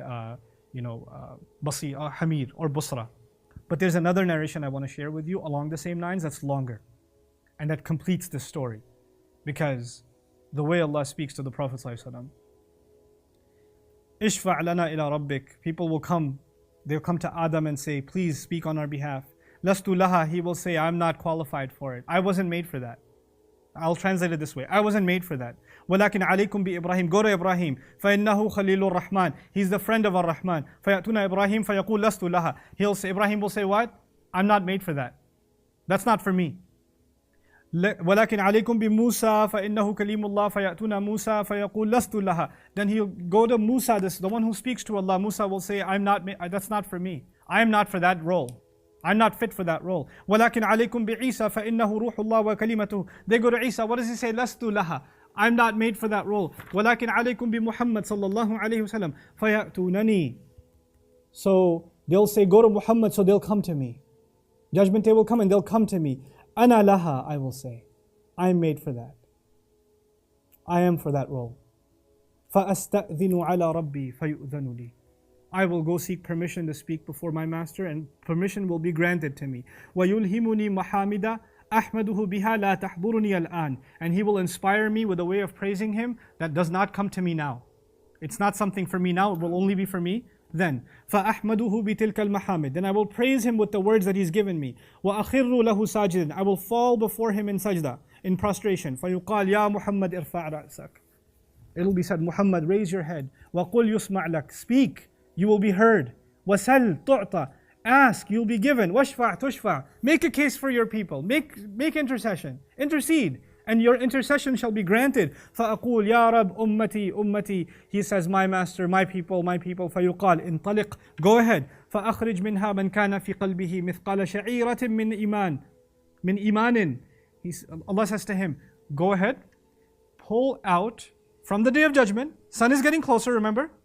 Pull out from these people whoever had even like a hair split, like a fine hair worth of any faith.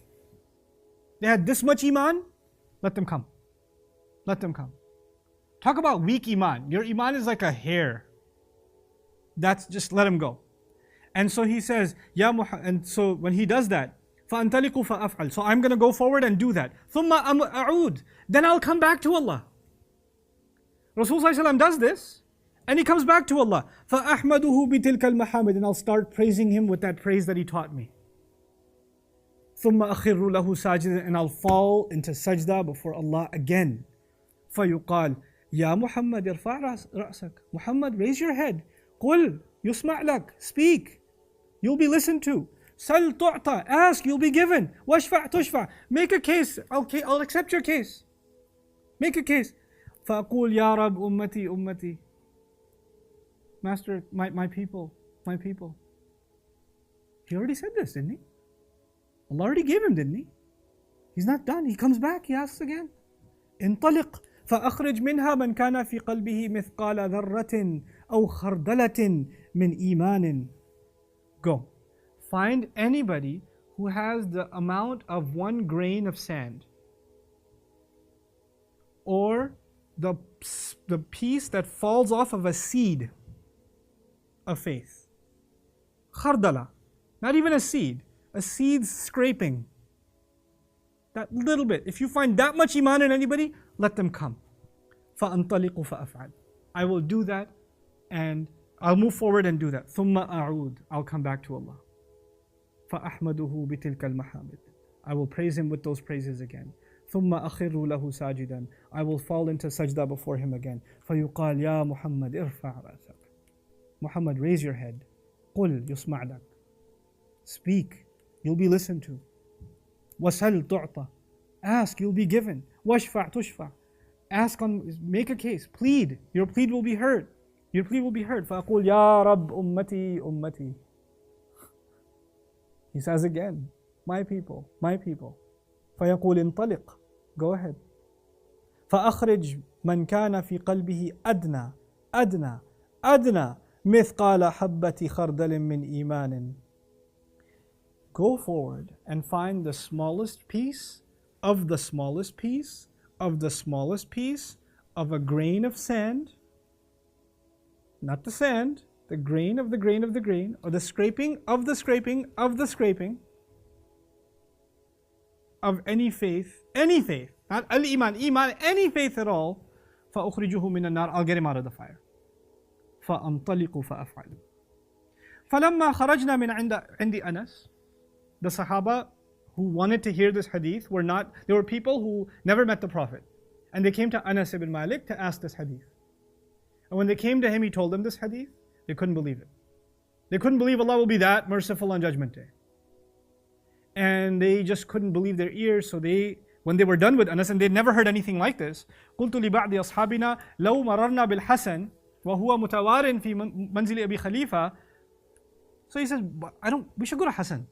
We should get a second opinion, because this is really wild. We need to verify this. فحدثناه بما حدثنا أنس. So حدثنا, we spoke to him, we narrated what Anas told us. فأتيناه فسلمنا عليه. So we came to him, we said salam to him. فأذن لنا, he gave us permission to sit down. فقلنا له يا أبا سعيد جئناك من عند أخيك أنس بن مالك. Abu Sa'id, we came to you from your brother Anas ibn Malik. فلم نرى مثل ما حدثنا في الشفاعة. We've never ever experienced anything like the thing he just told us about shafa'a. من ذا الذي يشفع عنده إلا بإذنه. We never heard anything like this. فقال hey, فحدثنا. So he says, hey, فحدثنا بالحديث أو حدثنا بالحديث فانتهى إلى هذا الموضع. So he told us this hadith, but he stopped here. Stopped where? The least of the least of the least of a scraping of a seed of a grain of sand of iman. That's where he stopped. فقال hey, لم يزد لنا على هذا. He didn't tell us any more. فقال لقد حدثني وهو جميع. He told me that hadith too, but he told me the whole thing. منذ 20 سنة. That's been 20 years ago. فلا أدري أنسي أم كره أن تتكلوا. So he told me, Anas told me the same hadith 20 years ago, and it was the whole version. You didn't get the full version, guys. And I'm not sure if he forgot to tell you or he was afraid to tell you, because you might become too lazy if you hear the rest. So then he's like, قلنا يا أبا سعيد فحدثنا. Could you just tell us? Could you just tell us? فضحك. So he started laughing. وقال خلق الإنسان عجولا. Human beings were made to rush into things. ما ذكرته إلا وأنا أريد أن أحدثكم. I didn't even mention this thing that I know the whole thing, except I wanted to tell you guys. I'm just messing with you. That's why I said I know the whole thing. I wasn't going to keep it from you. حدثني كما حدثكم به. He told me exactly what he told you. وقال ثم أعود الرابعة. But then he added, I will come back a fourth time. Rasulullah says, I will come back a fourth time. In that hadith, how many times he came back? 3 times. This is the 4th time. فأحمده بتلك المحامد. I will praise him with those praises. ثم أخر له ساجدا. I will fall into sajda before him. فيقال يا محمد ارفع رأسك وقل يسمع لك وسل تعطى واشفع تشفع. And Muhammad will be told, Muhammad, raise your head, sallallahu alaihi wasallam, and speak, you will be heard. Ask, you will be given. And make a case, and the case will be accepted. Make the intercession, and intercession will be accepted. فأقول يا ربي إذن لي في من قال لا إله إلا الله. This time he doesn't say ummati ummati. He says, Ya Allah, just can you give me permission about the case of anyone who said La ilaha illallah? Not anyone who believed La ilaha illallah, anyone who said La ilaha illallah. فيقول, Allah will say, وعزتي وجلالي وكبريائي وعظمتي. I swear by my authority, my grandeur, my greatness, my awesomeness. لأخرجن منها من قال لا إله إلا الله. I will absolutely, I swear to it, pull out of it. Pull out of what? By this time, there are already people in hell. Before, pull them, pull them, pull them. This time, pull them from it. Pull them from it. You know? Whoever said La ilaha illallah. Whoever just said it. This hadith is not supposed to make you say, Chalo, iti to chutti hui. I said La ilaha illallah. Khair, Rasul sallallahu alaihi wasallam. Whew. Going to heaven. Eventually. Two things I want to share with you. Rasulullah's shafa'ah, there's two of them. Rasulullah, when he speaks on Judgment Day, there are two of them. One of them is in hadith. The other one is in Quran. The one I shared with you is from where? From hadith. What's the other one? It's in Quran. What is it? Ya Rabb, inna qawmi ittakhadhu hadha al-Qur'ana mahjura. Master, this nation of mine abandoned the Quran. They took the Quran and they left it abandoned. On the one hand, we find the Rasul of Allah sallallahu alaihi wasallam speaking on behalf of the Ummah. On the other hand, you find Allah, the Messenger, speaking on behalf of those who abandoned His Quran. They abandoned His Quran. And this is my own opinion, you don't have to agree with it. There's a reconciliation between these two. In this hadith, we learn about people who had little to no faith.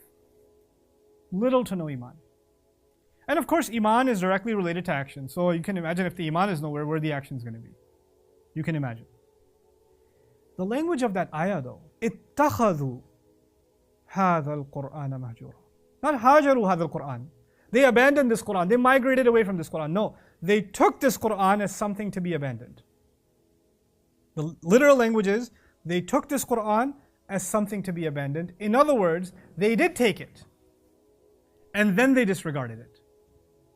There are people who are brought up today in not religious families. Muslims, but not religious families. They don't pray, they don't learn much about Islam, you know. Then there are people who actually learn the religion. They learn it. They learn the book of Allah.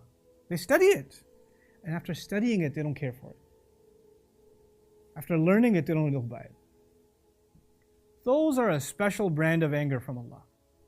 People who learn His deen and then abandon it. People who took the book and then dropped its seriousness. Didn't give it its rights. That's a brand of criminal.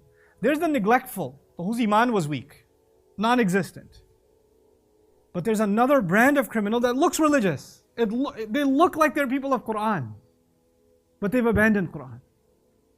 That's the one that Allah's Messenger does not speak for, He speaks against. And there's a reason. There's a reason why those people should be spoken against. Because those people, they are seen as the carriers of Quran. So when they don't live by the Quran and their characters become ugly and their examples become horrifying, then they turn a huge generation of people away from the Quran ever even getting a chance. They'll look at those people and say, well, these are people of Quran, look at how they act. Why should I even bother with this book? Look at what it produces. This is what it produces? I want nothing to do with it. This is that brand of criminal. Okay, now there's a lot left, but I'm going to keep going. but I'm going to be a little more brief, inshallah ta'ala. That was مَنْ ذَا الَّذِي يَشْفَعُ عِنْدَهُ إِلَّا بِإِذْنِهِ. Now the thing is, Allah owns everything. He already said that. He owns everything. He has the complete authority. The idea of ownership means that anything that happened under His watch, He knows it better than anybody else. And that's why, who's going to come speak on His behalf anyway? He already knows everything. يَعْلَمُ مَا بَيْنَ أَيْدِيهِمْ وَمَا خَلْفَهُمْ. Look, the idea of intercession is a court trial. Okay? Somebody's about to be thrown into jail. Somebody comes along and says, look, listen, I know he stole, but you don't know the background. His family was starving. This was the situation. He's not psychologically well, whatever. Let me give the judge a story so that the lawyer will be the shafi'ah, right? The lawyer will give the backdrop story so that he begs for leniency. You can't beg Allah for leniency because you know something the judge doesn't know. The judge is who? Allah. He knows the case better than anybody else who's going to make the case. يَعْلَمُ مَا بَيْنَ أَيْدِيهِمْ. He knows exactly what lies ahead of them, what punishments lie ahead of them, what future beholds them, what the future beholds for them, and whatever's behind them. And it's the word ma here suggests that there are things that you've done in your past, there are things in yourself, and there are things lying in your future and what is right in front of you that you're not even aware of. You don't even remember. He knows it. He knows it. There is no escape except in this religion except directly dealing with Allah. Nobody will come in between. Even that hadith where I mentioned, the Prophet ﷺ will eventually pull people out. Right? Whoever just even said La ilaha illallah. Even they just said it. But the idea is they will spend some time where? They will be in hellfire. إِنَّهَا سَاءَتْ مُسْتَقَرًّا وَمُقَامًا. It's a horrible place to be for a little while or long term. Don't play with it. Don't say at least this hadith is there, now I can, Even Anas was scared for his generation. If I tell this part, they might misunderstand this and think the Jannah is guaranteed. And if he was afraid for his generation, can you imagine now? Can you imagine what we will do? And we have. وَلَا يُحِيطُونَ بِشَيْءٍ مِّنْ عِلْمِهِ إِلَّا بِمَا شَاءَ. And they cannot begin to encompass anything at all. شيء تعني أقل القليل. They can't begin to understand a single thing about what He knows, except for what He wants or except by His will. Now, this phrase, it's heavy. Allah knows everything about you. يَعْلَمُ مَا بَيْنَ أَيْدِيهِمْ وَمَا خَلْفَهُمْ. Not only do you know little to nothing about Allah, you don't know what He knows. You don't know what He knows. I can only give you what the imagery of this ayah is. He doesn't say لا يعلمون شيئا من علمه. They don't know what He knows. He says لا يحيطون بشيء من علمه. They cannot encompass, encircle what He knows. The idea of ihata is to go around something. This is a column in front of me over here. If I went around it, I saw all four sides of it. Maybe the back side of it is painted a different color. I don't know that from here. Unless I go the other side, I can't tell. When you look at something, you look at it from your point of view. When you go around, you get the full perspective. You understand? You're looking at a mountain, you're only looking at this side of the mountain. You don't know what's on the other side of the mountain. Is there a waterfall? Is there a canyon? Is there whatever? You don't know. We sometimes think we know what Allah knows about a situation. A death of a child. Somebody became sick. War, famine, hunger, catastrophe. We see it with our own eyes. How many perspectives can we see it from? One. These two eyes. This perspective. Allah's knowledge of something is from which perspective? All the perspectives that you have no access to. You have no access to them. You see things from one side and you start complaining. He knows what I'm going through. He knows what we're going through. Why isn't He helping? But you don't know what He knows. You cannot even begin to encompass the other points of view. There's far too many of them for you. لا يحيطون بشيء من علمه. They cannot encircle, encompass what He knows. إلا بما شاء. Which means two things. Except whatever He wants and how much He wants. Sometimes He lets you know a little bit, and whatever He lets you know. And also except by His will. That's the masdariyah, the ma masdariyah. Meaning, unless He wants you to know, you will never know. There are things He doesn't want you to know. And there's no way. You can complain all you want, dig all you want. There are some things you just will never know. They're not for you. So Allah Azza wa Jal is fully encompassing, which means the idea of shafa'ah becomes impossible. Shafa'ah means somebody comes and says, let me tell you, judge, what you didn't know about this poor guy before you sentence him to life in prison. Go easy on him because you didn't know this in the backstory. Let me convince the jury that they need to go easy on him. Also, what are you going to tell me? I know every angle, every point of view. You can't even begin to understand how much I know and how fully dimensionally I know it. After having said this, this is actually my favorite phrase in the entire ayah. وَسِعَ كُرْسِيُّهُ السَّمَاوَاتِ وَالْأَرْضِ. This is my favorite phrase of the entire ayah. It's so cool. First of all, I told you when he said لَهُ مَا فِي السَّمَاوَاتِ وَمَا فِي الْأَرْضِ, he owns whatever's in the skies and the earth, what was inside the skies and the earth. Now he's establishing his ownership of what is on the outside. And in doing so, he uses the word kursi, which can literally be translated chair, but we don't really know what that Allah means by that. I'll give you some linguistics in a second. But the first thing I want you to know is the first time Allah spoke about the skies and the earth, He talked about ownership. Lahu ma fis samawati, He owns whatever's in the skies and the earth. Ownership. Now He's talking about authority. His throne extends. His seat extends over the skies and the earth. So this is actually something else. Ownership versus kingdom. An owner owns small things. A king owns big things. An owner, you can own a pen. You can own a car. You can't own a country. You can be the king over a country. You understand? So if you want to put this in literary perspective, there's micro and macro. Micro means small things. Macro is bigger picture. And when someone's a king, let's say they're a king over an island, can they keep track of every transaction, every meal, every conversation? Because that's micro. And a king can only handle what? Macro, big picture. What about an owner? An owner can take care of the little things, but they can never take care of what? Big things. Which one is Allah? Allah in the beginning is owner, which suggests that He takes care of what things? The smallest of things. But does that mean He doesn't control the whole thing? وَسِعَ كُرْسِيُّهُ السَّمَاوَاتِ وَالْأَرْضِ. As you will see, the entire expansive universe that seems so infinite and so overwhelming to scientists today. I watch documentaries on the universe. Man, these people talk about the universe like they're talking about God Himself. It's so amazing. I'm so in awe of it. It just keeps going. It's so expansive. It makes me feel so humble and so little, etc., etc. Like they literally have spiritual moments when they talk about the universe and how big, how huge the universe is. Now put this in perspective. Wasi'a. Translated, it withheld. His throne withheld the skies and the earth. Not withholds, but withheld. It's the past tense, not the present tense. Makes a huge difference. I walk into this hall and I say, this holds 300 people. Present tense. This holds 300 people. Does that actually mean there were 300 people in here? Think about it. Somebody shows you a hall and says this holds 400 people. Does that mean there were ever 400 people in there? No. It means it can do it. We don't know if it's ever been used. The present tense opens up the possibility, but doesn't prove that it actually what? Happened. If the present tense was used, Allah would be saying, this kursi of His can hold the skies and the earth, but we're not sure if it does. No, it's already held it. If you walk into a hall and say, this hall held 400 people, then what are you saying? It actually happened. That's the first thing about the past tense. This is actually a case in point. It's a fact. The second, very important. When you say this hall holds 300 people, that means maximum capacity is what?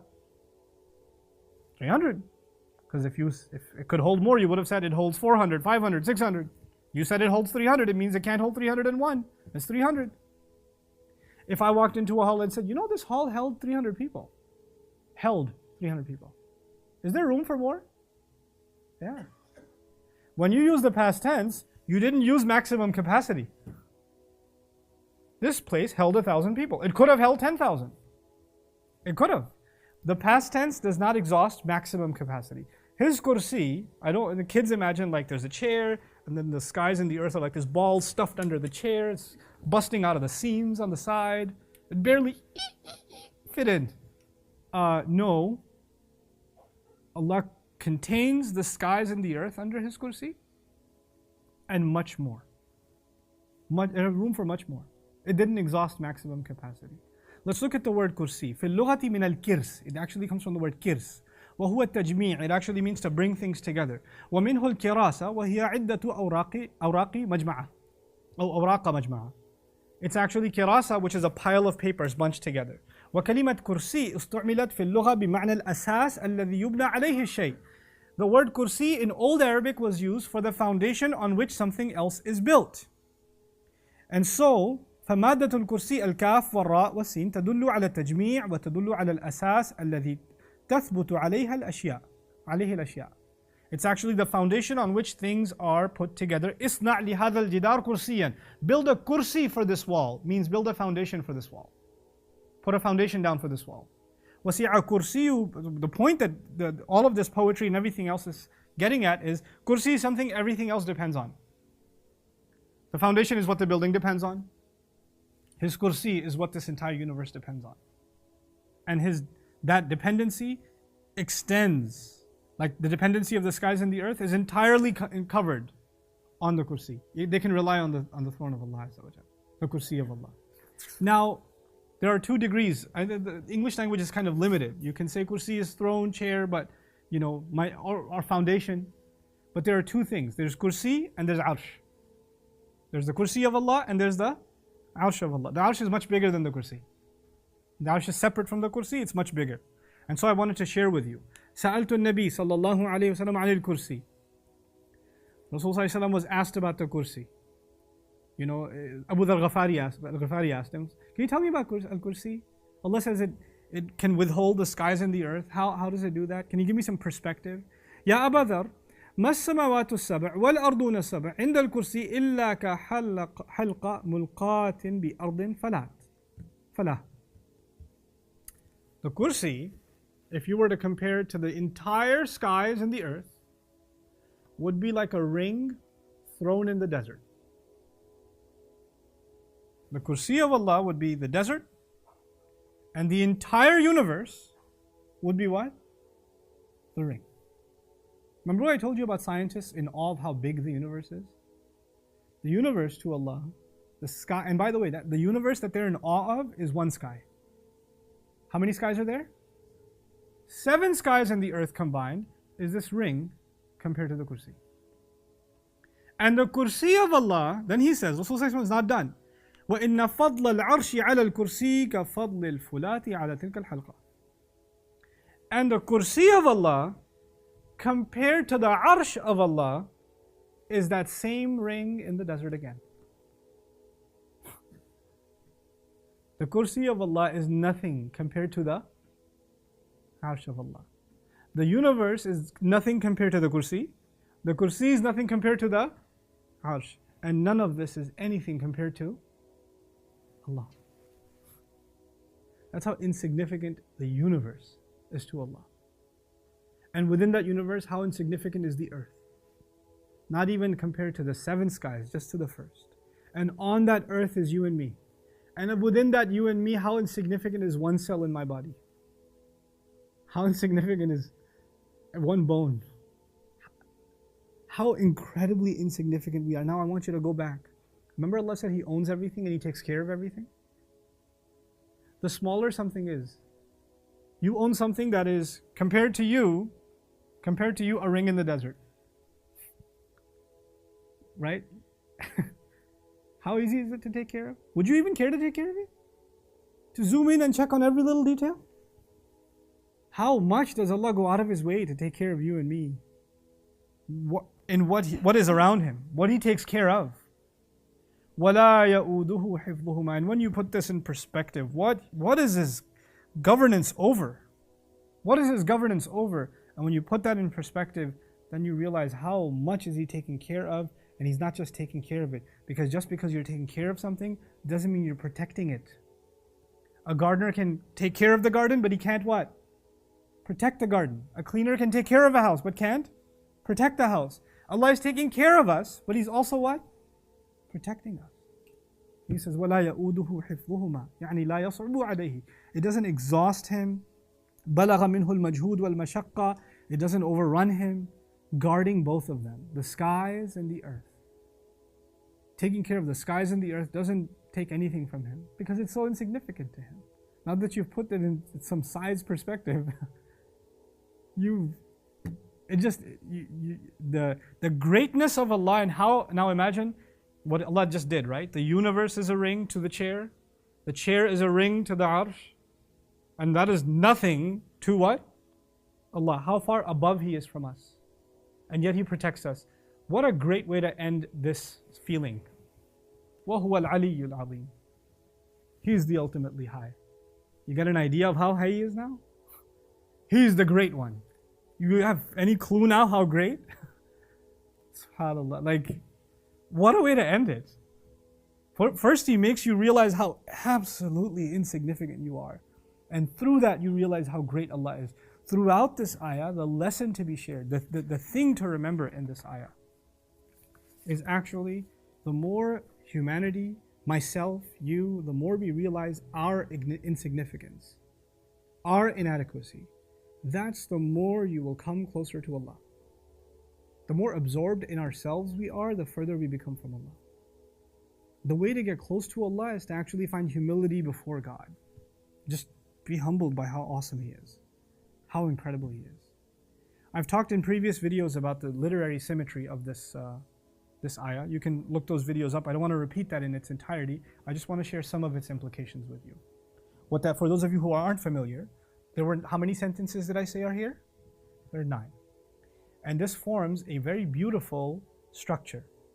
In the first of these sentences, Allah Azza wa Jal brought us very close. And by the end of it, He's very, very far. You see that? In the first one, Ilah, Al-Hayy, Al-Qayyum, the caretaker. And by the end, there's this Arsh and Ali, Al-Ali, Al-Azim, high above, the great one. You know? And so both of those dimensions of our relationship have come together by the first statement and the last statement. If you look at the second statement, He said, لَا تَأْخُذُهُ سِنَةٌ وَلَا نَوْمٌ. Taking care of us doesn't make Him drowsy nor sleepy. And on the other hand, He says, He doesn't get tired by guarding them. There are 2 tasks, taking care and guarding. By the way, if Allah was only guarding, that doesn't mean He's taking care. And if He was only taking care, it wouldn't mean guarding. You need both. You need both from Allah, both dimensions. Both very distinct relationships He has with us. And for both of them, anybody else who does them gets tired, don't they? Gets sleepy, don't they? So this doesn't exhaust Him and that doesn't exhaust Him. Here, لا تأخذه سنة ولا نوم. There, لا يؤوده حفظهما. So the second statement and the second last statement complete each other. There He said, له ما في السماوات وما في الأرض. His ownership was established. And whatever's in the universe, I kept bringing this up to you. Whatever's in it doesn't mean if you own what is in it, doesn't mean you own what the whole thing is. And on the other side, He completes the picture, وَسِعَ كُرْسِيُّهُ السَّمَاوَاتِ وَالْأَرْضِ. Yeah, He owns the entire thing. And the entire thing is nothing to Him. The entire thing is insignificant. Here He says, مَنْ ذَا الَّذِي يَشْفَعُ عِنْدَهُ إِلَّا بِإِذْنِهِ. Who's going to speak on His behalf? Except if He gives permission. On the other hand, He tells you, why would it be no point for anybody to speak on His behalf? Who's going to bring any kind of shafa'ah? He already knows the whole case. يَعْلَمُ مَا بَيْنَ أَيْدِيهِمْ actually no, وَلَا يُحِيطُونَ بِشَيْءٍ مِّنْ عِلْمِهِ إِلَّا بِمَا شَاءَ. They can't encompass anything of what He knows. They have no clue what He knows. They have no idea that He can go far beyond any shafa'ah. And you notice even this in this fourth last statement, the fourth and the sixth statement, you'll find illa. On the one hand, nobody can speak on His behalf except when He gives permission. You don't know anything except when He lets you know. Except. And then the very middle, يَعْلَمُ مَا بَيْنَ أَيْدِيهِمْ وَمَا خَلْفَهُم, which is the message of this ayah. He knows what is ahead of them and He knows what's behind them. Which is incredible because the part ahead of this is completely symmetrical to the part behind it. Right? And in the middle He says He knows what is ahead of them and what is behind them. But more than that, before you come to this ayah, there's a life you and I have lived. Maybe a life of neglect, a life that we didn't really give Allah His due. We didn't realize how grand He is, how great He is, or how arrogant we've been. He knows what you were like before, and He also knows what you're going to be like after. Is this going to affect you at all? Is this going to change you at all? يَعْلَمُ مَا بَيْنَ أَيْدِيهِمْ وَمَا خَلْفَهُم. This entire ayah, and this is the last thing I want to share with you, this entire ayah is part of a a continuation of ayat in Surah Al-Baqarah. The entire subject of them is life after death. How Allah brings life from death. How we'll be resurrected. And notice this ayah began with what? It began with Allahu la ilaha illa huwa al-hayy al-qayyum. That's the conversation. From the beginning to the end. Go on and on and on. Even Ibrahim alayhi salam will come up. He will ask, Kayfa tuhyil mawta? How do you give life to the dead? You know. And then Allah will describe, how He brings life to the dead out of the ground. And He'll describe how seeds turn into plants and crops. Life and death, life and death, life and death. Over and over and over again. And so what is the spiritual significance of that? In all of the ayat before and after, there were practical lessons. This is the only kind of abstract, metaphysical, imani kind of ayah in all of it. Why? Because Allah is telling us something incredible. He's telling us that hearts can be dead and they can be brought back to life. And Allah Azza wa Jal can bring your heart back to life. And He can connect you to Himself. What a gift of Allah this ayah is. Sayyid Ayat al-Quran, the leader of all the ayat of the Quran. May Allah Azza wa Jal give us a love and an appreciation of this ayah like never before, and allow us to continue to, when we recite this ayah for protection, and you should recite this ayah for protection, and when you recite this ayah for healing, and when you recite this ayah for blessings, but when let me tell you, all of those things will happen when you recite with reflection. When you recite Quran with reflection, when you think about what Allah is saying, then protection will come, healing will come, Allah will take care, Allah will provide, Allah will fix your affairs. That's what will happen when you recite Quran with reflection. We have to abandon the culture where we recite the Quran and we think it's going to give us blessings and we don't think about what the Quran says. That is not a blessing, that's a curse. I say that boldly, that is not a blessing. If we celebrate a culture in which the Quran has nothing to do with reflection, and we only want it for its blessings, that is not the reason for which Quran came. That is not the reason for which it came. I made it a point to share this particular ayah with you because around the world there are so many Muslims that love Ayat al-Kursi, that have memorized it as children. They recite it every day. They recite it all the time. What a blessing. We already know it by heart. And if you don't, inshallah, you will soon. But I did this as hopefully a gift to some of you that now when you recite it, you have something to think about. You have something to really bring its blessing into your life. So I pray that Allah Azza wa Jal does that for you and for me, and that Allah brings us closer and closer to Him, and makes us feel every one of these beautiful declarations and transforms our lives through them. Barakallahu li wa lakum fil Qur'an al-Hakim wa nafa'ani wa iyyakum bil ayat wa dhikr al-Hakim. Wassalamu alaikum wa rahmatullahi wa barakatuh.